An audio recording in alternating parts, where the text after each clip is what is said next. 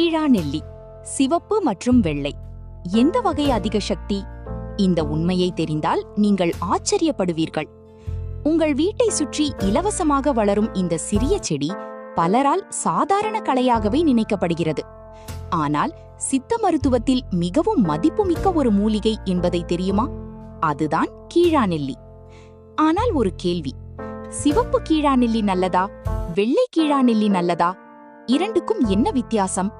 மேலும் கீழா நெல்லியை வைத்து சூப் செய்து குடிக்கலாமா?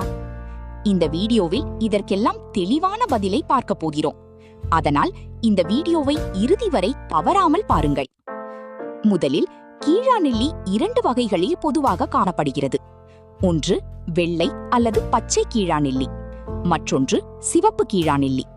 தோற்றத்தில் சிறிய வித்தியாசம் இருந்தாலும் இரண்டுமே பாரம்பரிய மருத்துவத்தில் பயன்படுத்தப்பட்டு வருகின்றன.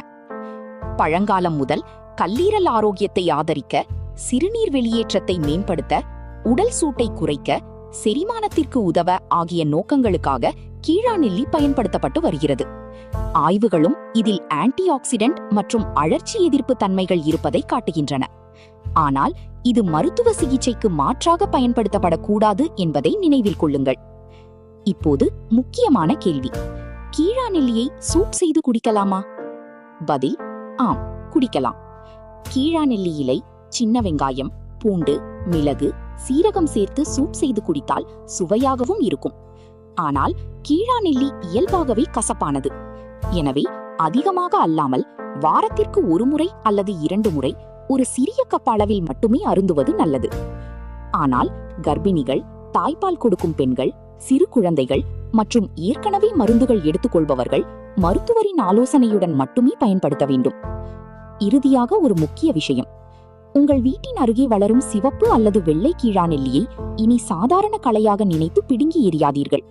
சரியான முறையில் அளவோடு பயன்படுத்தினால் இது ஒரு பயனுள்ள பாரம்பரிய மூலிகையாக இருக்கலாம்.